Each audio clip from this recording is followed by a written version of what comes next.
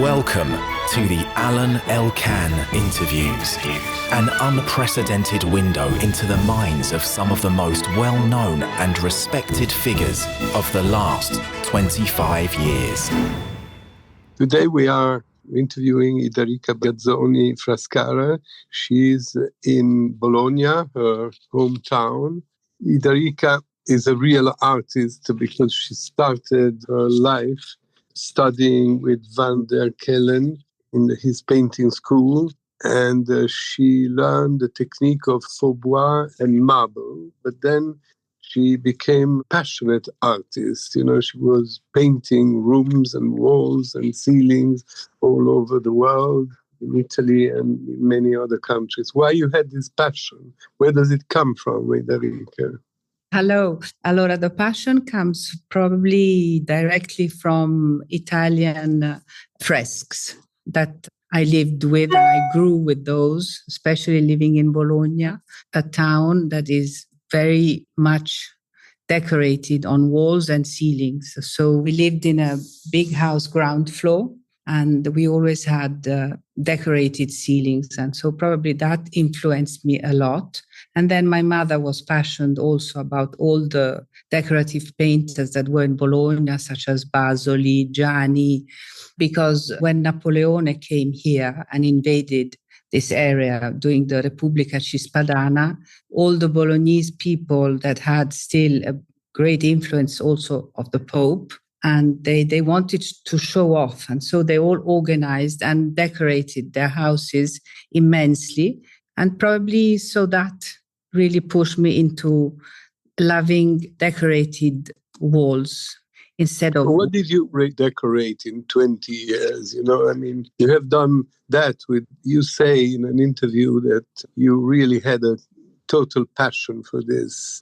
So at the beginning, when I came out from the school, I tried obviously to do what they taught me, like fake marbles and fake woods, like everybody. Then I was wanting to do flowers, leaves, panoramas. And so I did that for a while. And then finally, being around 30, so like 5 years later, I copied Antonio Basoli. I will send you an image of his work. It was a sketch that I found here in Bologna in the Pinacoteca, and a sketch of watercolor that he made as a sketch for a wall decoration that was the military camp of a general. So it was a huge tent where you could see with the curtains up, you could see the battlefields with the weapons and all of that, but in a very kind of romantic way. And that was a great challenge, I must say. And then you decorated many houses around Italy or in many other... houses in Milan, many houses around Italy. Now I don't really remember, but I did everything that I could to experiment myself. And slowly, I became, also in London, I remember, I became passionate about the faux tissu, fake fabrics. So I really painted the walls as if they had a texture. And that gave me an immense joy. So when I then stopped painting because I became too old, probably it's because of that I fell into fabrics and wallpaper. You were not painting with oil, if I am not wrong, right? Because in Italy, they don't paint walls with oil, right? Exactly. But in the north of Italy, in Belgium, where I did the school, we were taught with oil painting, which is divine because you can really make layers with that. But then in Italy, no, everybody paints with water, medium. I had to learn how to paint with water on the walls. At the beginning, it was a disaster. But then I did sort it out. And as you said, after 20 years of this work, you changed. I mean, you didn't really change. You moved to another creative version of your fantasy, which was doing fabric and wallpaper. And you created in Milan, if I'm not wrong, in 2009, a company called Arjumand's. I don't know if I pronounce it well. Yeah. And Arjumand's, tell me why. I mean, Arjumand's is the name of a Mughal princess, and the very famous Taj Mahal in Agra is her tomb that was built by her beloved husband, and is now one of the most important symbols of India. Everyone goes there when he visits India as an absolute must. Why were you so attracted by this woman, and why did you decide to give this name to your company? Yeah, it's a good question, because I was looking for a fil rouge, because before being a decorative painter, I could, by request on order, turn my styles following clients' desires, etc. But when you make your own brand, you have to follow a path. Let's say you cannot go left and right, etc. So I found that my inspiration was Asiatic anyway, Ottoman, Persian, Mughal. So in that direction, talking to a friend of mine, a good old friend of mine, I asked, I remember very well, I need to know a very important, glorious lady that I could fall in love to and be inspired. And she told me very quickly, but Arjumand. And I said, who's Arjumand? And so she explained me everything. I went, I read all the story of Arjumand. I fell in love to the personaggio because she was quite extraordinary and had all the details I was looking for. She was beautiful, even if I wasn't beautiful. She was the best wife of the husband, and I just got separated. So I was really attracted to her. Then she talked to elephants. Then she went in battlefields with the husband, and I've never did that in my life. And also she was a Persian originary, married to a Mughal, Shah Jahan. And so she could put all the inspirations I had, the decorative inspirations I had, she could have really fitted that, and she could have liked them also. And so I made her travel in my mind, of course. And at the beginning, it was in Agra. Then she went to Tibet. Then she went to China. She came to Europe finally, then Venice, but always finding things that she could have recognized as being herself with her culture. But your fabrics, and then we will know a little better what they are, but your fabrics are inspired obviously by travel, by ancient myths, but a very important place, more than India maybe, or Persia, or I may be wrong, in your life is Turkey, and in particular also the city of Istanbul. Yeah. And you say that's because Turkey is the beginning of Asia somehow, right? But you went many times there. I went as a young traveler to Turkey. And then when I was little with my parents, then I fell in love, of course. And it's a beautiful place. And we also had that house in Patmos in the Dodecanese Islands all my youth. So it was very near and very much occupied by the Ottomans for centuries. So the influence was that, the architecture was that, the beams, the painted furniture that I really have in my eyes, like the frescoes in Bologna, let's say.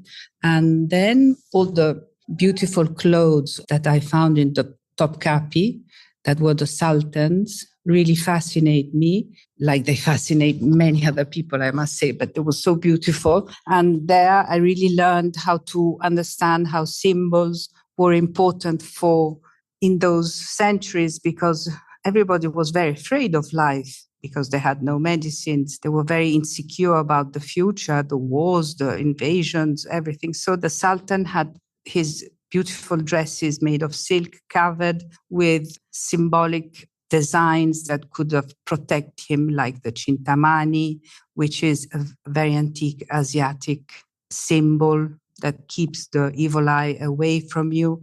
And so I really got into all this symbolismo, Asiatic symbolismo, that is very similar from, as you say, Turkey is the door to Asia, and then it goes up to Uzbekistan, then it can go down to India, the north of India, of course, and then it changes a bit in China, but it can be related anyway. And so it's great fun to see the evolutions of all of this. But what are your papier-peint, your textiles? I mean, can you describe them, or are they always different according to the client, or in a practical way? What should we do? I mean, way it was like at the beginning, I wanted to offer the dream to go to a market where normally you can find an antique piece of fabric and you can buy it, but it's only like 1 meter and it's a bit broken. And maybe now you can buy 10 meters thinking that it's that antique piece of fabric. So all the fabrics are designed as a bit toned, a bit used, a bit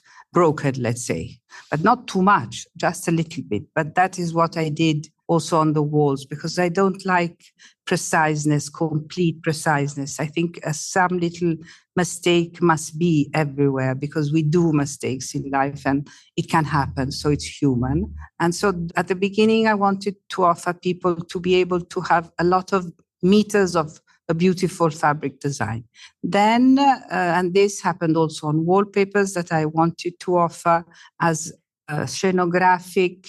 It was before for me painting a room, because a painted room, 4 walls, really makes you dream, and the boundary of the white walls doesn't exist anymore, and you feel like in a box that can be with no boundaries, and you can be everywhere, but you are there. So why is red your favorite color? I don't know. I think that's instinctive. You put red in all your... I have a lot of reds, yeah. A lot of red. It must be instinctive, character, blood. I'm a very passionate lady. And but I also have a lot of light blues that I love. And light blues accord very well with the reds, and actually like pale greens also, because they're kind of complementary colors. And so they help each other to slow down the red and enhance the light blue. And if you look at the Suzzanis and all of that, they all have always some colors that are red, light blue, light green, a little bit of yellow, and a kind of sand color. This was the normal palette. Then you can find, of course, green ones, yellow ones, but that base color there is a bit everywhere in Tell me something. You have a lot of taste. You have it because of yourself. You inherited from what surrounded you in your childhood, your parents and all that. You're not an interior decorator yourself, neither an architect, but you have a precise idea of what a house, a room, an apartment should look like. And you said somewhere that you like vast atmospheres, 100% full, you said, or empty. Yes. What does it mean? This is something I've always thought, because crowded houses, like you can see in many places, one room after the other one, full of things, full of crowded objects, paintings, etc., they can be a bit overwhelming. So it's maybe a rhythm that I find in myself, and I try to expand it in where I like to move. For me, being in a horrible house is something impossible. It makes me really suffer. I mean, my house. And I have many people from my family that walked into hotels and they had to make it pretty immediately, even in a hotel room, like moving furniture, putting their pictures inside, etc., flowers.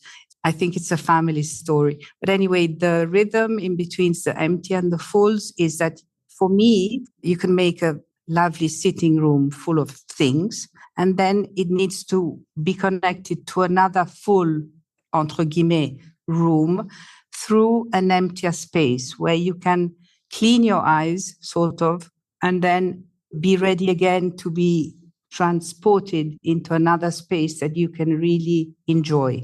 In the world of today, where old masters, ancient furniture is less fashionable, right? And people like very simple furniture or modern furniture, contemporary art, and so on and so forth. How do you manage to work? I am curious to know this, because there are two things besides the houses and all that. You realize with a friend, Maria Osseni, you realized you did together a very fashionable restaurant recently called Liza in Beirut, very odd place. And how is this place? How is Liza or Lisa? I don't know how you pronounce it. I start with Lisa that we did many years ago, I must say like 10 or 12, and it's still a divine place. And if somebody goes to Beirut, please go and have lunch or dinner there, because it's a divine house, Ottoman antique house with super big spaces, lovely windows, and extremely well decorated by Maria Usemi, and with my help only for the walls and for the wallpapers that we invented. What kind of wallpaper? Allora, Imagine. one room was made with the huge banana leaves, and all the rest is made with antique tiles that were on the floor. And so we put the tiles on the walls so that the envelope was clean as possible to receive all the furniture and all the food and all the beautiful items that they have in Lebanon anyway. And then one room was called the money room, because Lebanese love money and they're merchants. And so we took old pieces of money from the 50s and we enlarged them hugely. And those became like papier peint décoratif, like if it was an 18th century French landscape, but instead it's a huge piece of money from Lebanon in the 50s. You mean you put Lebanese money or dollars? Yeah, on the walls. We made it gigantic, and it seemed like a papier peint décoratif. So you remember that in the 50s, maybe even now, I don't know, but on money that was paper, they had all the beautiful places of a certain countries, no? Like Palais, all the important spots, and they were very finely decorated on the piece of money, on the paper. And so that was easy to scan and to enlarge, and it looked beautiful, and it still looks beautiful. And then we did another lovely room that was made for all the wars in Beirut, to remind, also because that thing is very much in their mind since the civil war many years ago. And so we did all these broken grattacieli that were made with clay. Skyscrapers made with clay, and that's also a very imaginative room. So it's worth to go and see. And now I can't remember what you asked me before. No, I was asking you about the simplicity. I mean, the different tastes of today. Yeah. How do you match your taste to today's world? Do you have young clients? I mean, young people who... Yes, it's strangely enough, I'm like a mosca grigia. How do you say that in English? I started being a mosca grigia in Italy. You imagine in Milan. What means the mosca grigia? Quite isolated, because I was always a bit, not baroque, because baroque is not the right word, but I liked decorations. And so in Milan, when I started, I was always a bit different, because the design was very fashionable. And it's still very fashionable. And it's the town of design in Italy. But I couldn't follow myself. And so I went on. And then finally, in the last years, of course, all the world has become much more minimalistic. It needs to be like that, because the world has become more simple, less people that help you in the houses.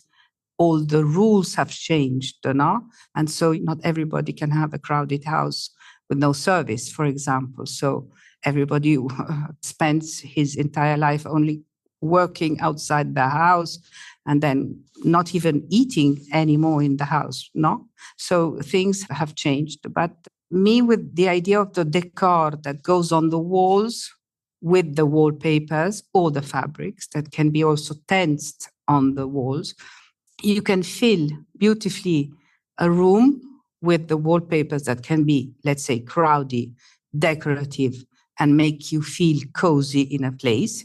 And you can put a modern sofa, 2 lamps, 1 mirror, and you're done. It's okay. With your decorative papers or fabrics, you don't like too much paintings on the walls. They don't fit very well. You prefer mirrors. Yes, they don't fit very well because they clash. You need to be very accurate otherwise to put them together. Like maybe a fontana would go beautifully in front of a Chinese wallpaper, 18th century, because it's so clean, no? But you cannot mix a Chinese decorative from 18th century with a romantic. Well, it depends. If you have the taste, you can try to do it. The colors are very important. You need to look at the nuance, the color scheme, and if you're accurate, everything can be really mixed. Talking about colors and flowers, why do you like dahlias? Out of all the flowers, that there exist in the world, why do you prefer dahlias? You have a good eye, Alain. It's good. I'm so happy that somebody noticed that. I have no idea why I like dahlias because I never had them in the garden, never saw them really. I love the shape. I find them very pretty, very neat, and beautiful little leaves, one like the other one, very well displayed and a bit round, puffy. So maybe like me.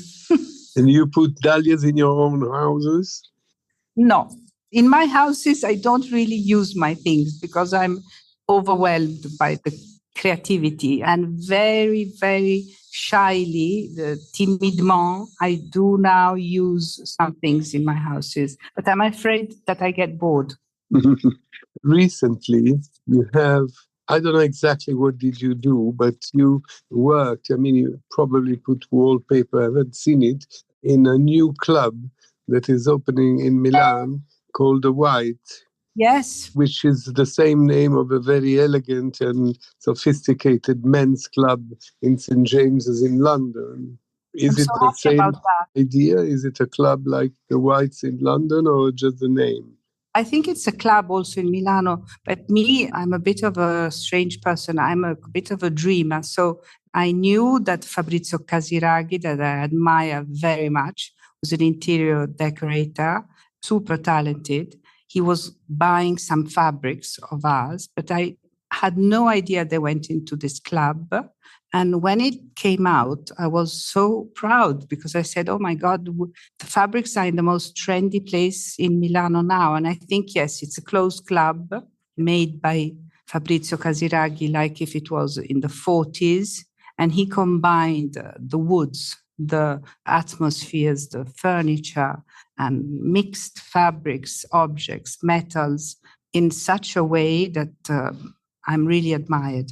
You talk about Fabrizio, but I don't know if you still think the same, but in the past, you said that probably one of the artists that you admire the most was a man called Tancredi di Carcacci. Why? I love Tancredi's work because it's precise. He started with these Madonne, kind of big woman, like fertility, like if it was the first woman on earth that he made with clay. And then it was a quite fat lady, but looked like a bottle, let's say. And then he decorated all the outside, all the dress of this goddess, let's say, with decorative motifs, like using dots and using little knife into the ceramic. And I just found him admirable because he was 22. And so for a young man to make a goddess decorated with clay that was like 40 centimeters high, I found him a special boy. And is he a great artist? Is he recognized? I know that now he makes exhibitions, and from time to time he sends me what he does in London. He told me I must go and see him, but I never really went. But I think he's going to become a special artist, yes. And tell me, I'm sorry to dig into your personal life, but why is Palermo your favorite city in Italy? You come from Bologna, Milano. Probably because Palermo is maybe a very southern city in Italy and has many influence from the Arab world. So I suppose it connects to the idea that I like Oriental architecture, Oriental way of saying. I was actually listening yesterday, something very interesting, that in Sicilian dialect, they still have Arabic words that come from an Arabic root to say things. So it has that move that takes you away from Central Europe. This is very much like in Spain, no? In the Andalusia in Spain. Yes. There was the same kind of influence. Yeah, but Andalusia, I don't want to be rough or ignorant, And I admire a lot, and we have many Spanish customers because they appreciate decoration as much as we do. Almodovar, you remember all the wallpapers that he always used in his movies. So it's very colorful and very cozy in the back. You worked with Almodovar? No. I didn't work with Almodovar. But if you remember Almodovar's movies, also in the 90s, they always had these beautiful, very colorful wallpapers in the back of his movies. The things I like the most from the Arab world, Arab is not the correct word, from the Oriental thing, more towards Turkey. But Turkey, as you said before, that you were used to go to Turkey because your family has a house in the island of Patmos in the Dodecanese, which is very close to Turkey. But in the same time, they told me that you're very attached to this particular island and you like to receive and give presents of stones from Patmos. Is it true? Isn't it true? Because stones are something very different from what you do. Stones they're not very cozy. You use the word cozy for the atmosphere and all that, but the stones are very tough, something different. Well, stones are beautiful when they are used to make like floors. You remember in Patmos when they do those beautiful stone floors outside, or in Lindos also. Stones, we used to collect them with my kids when they were little and paint them at the house. Probably we all have stones to keep the doors open in the house. I like stones as a shape.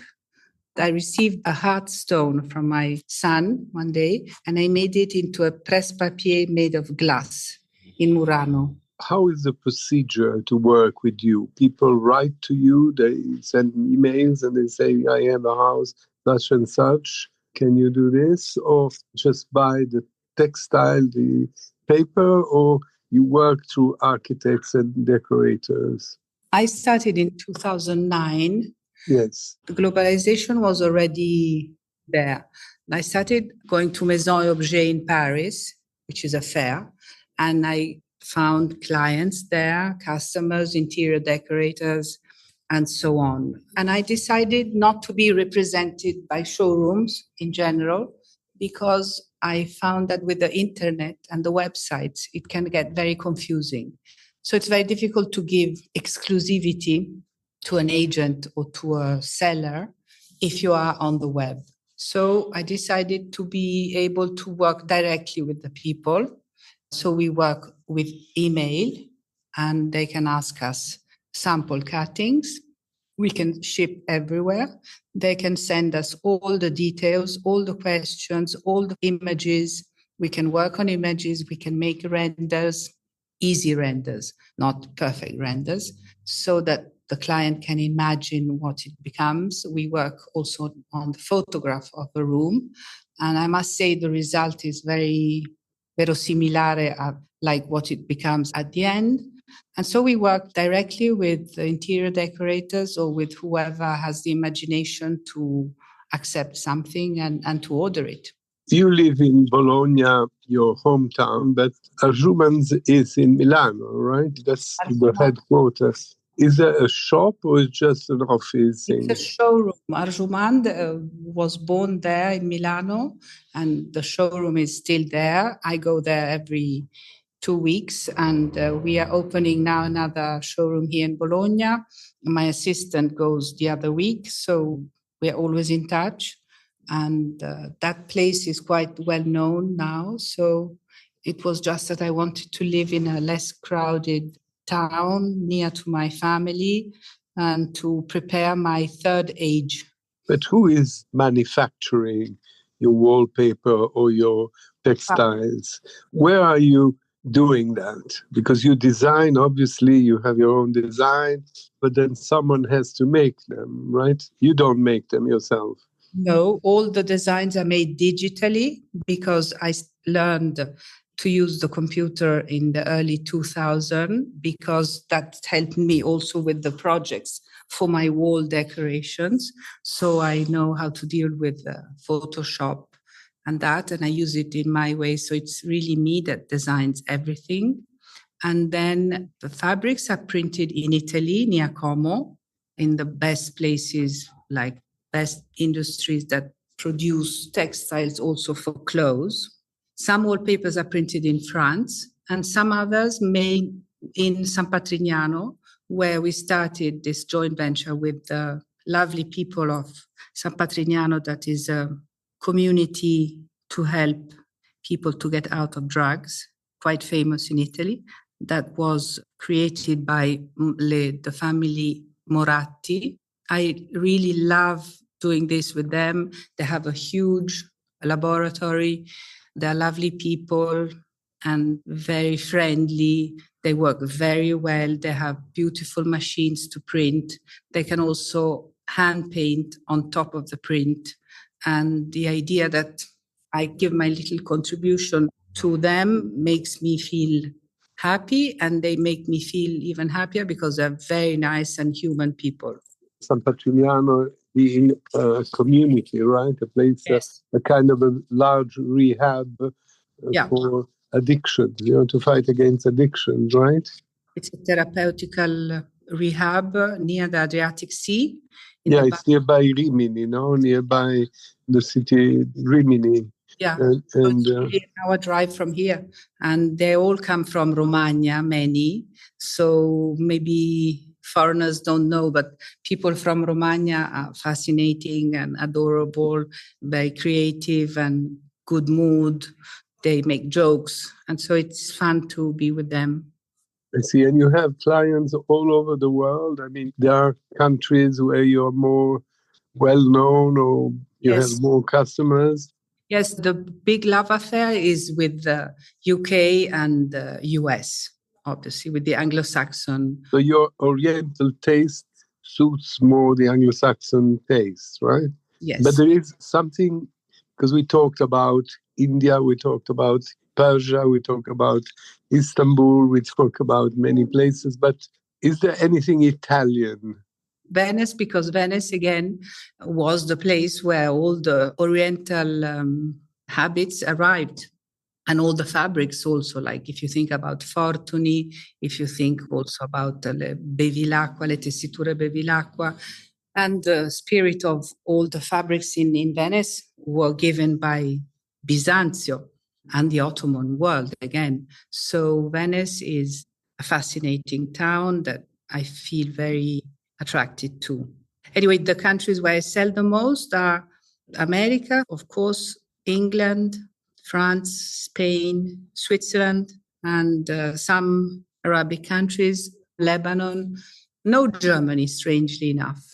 And no Italy? Yeah, of course, Italy. Yeah, sorry. You seem to forget how much important is the Italian. But I export more than what I sell in Italy. Oh, I see. You're very expensive, I imagine, no? So you have very sophisticated clients. Being so small, I cannot be like Zara Home, unfortunately. I admire Zara Home and I find them geniuses, but you need to lower your prices, you need to produce a lot, and I'm not able to do that. And so being small, I am, of course, a bit expensive, yeah. So you are an artisan and your work is bespoke, right? I mean, is it true that the place that inspired you a lot and that you love as a museum is the Victoria and Albert Museum in London? Yes, immensely. Every time there's a surprise, and I'm amazed how a country like England could have offered to their citizens and to be able to touch and see from so much time to all the population, all those beauties collected with such patience and from all the world. So it's really incredible. It's a great gift that Victoria and Albert did to... How many people, Idarica, work with you? We are only 3. Well, that's nice. You are in Bologna, and I can see that in your background there is a red wall. I don't know if it is your room or your living room, but I mean, I can see where you are, that there's a lot of what you talked about in this interview, the ceilings, the wall. Show you more. I want to show you also the ceiling. And this is what I was saying before, like about the generosity of the Bolognese painters, Capito, in 19th century. They were painting everywhere, and also the families were interested. But you said something during the interview that you do not decorate too much your own homes because you are afraid to be tired of it. When you have the decorator room, you think one gets tired of it, or it's just you?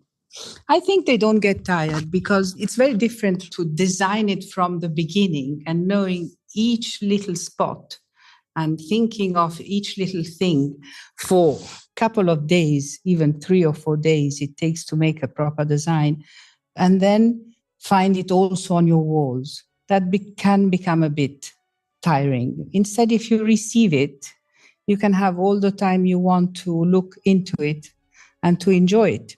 Thank you very much for this nice conversation interview. We wish you all the best for your future, for the third period of your life, which I'm sure will be very successful.